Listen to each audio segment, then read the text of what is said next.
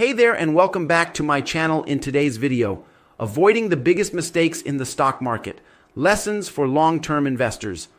Over the next few days, weeks, and months, many investors are poised to make a critical mistake, one that could cost them opportunities for the next decade.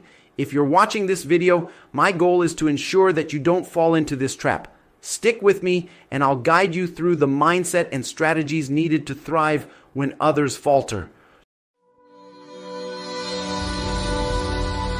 Trust me, this isn't my first time navigating turbulent markets, and I've seen this cycle play out countless times before.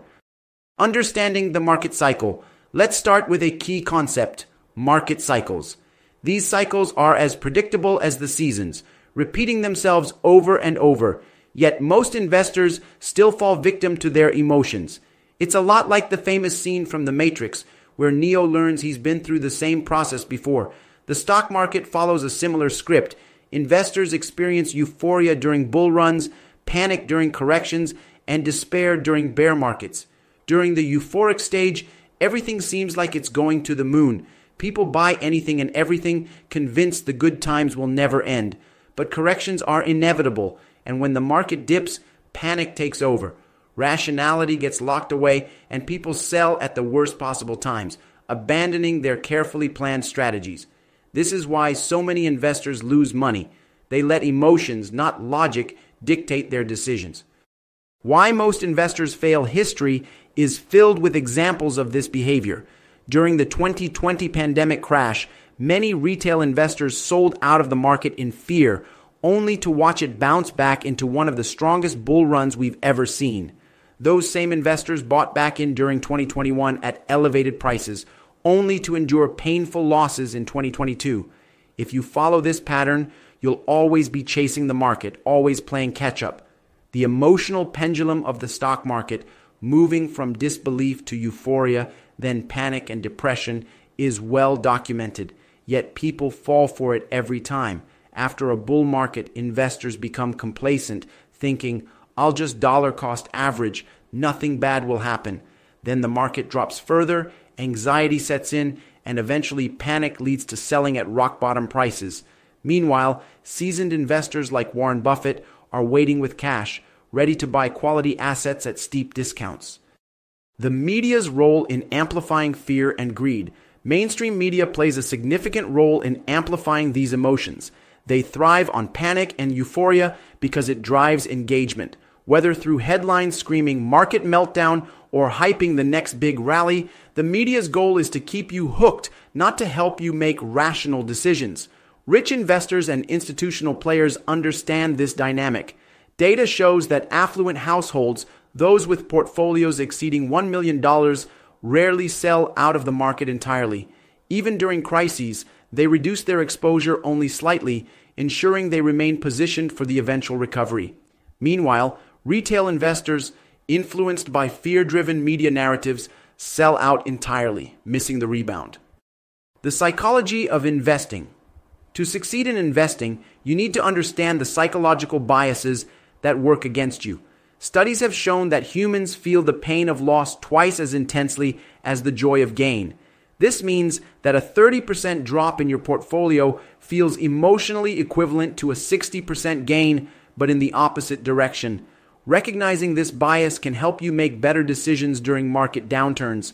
Anchoring is another common bias. If a stock you own was $80 but is now $60, you might hesitate to buy more, thinking it's no longer a good stock.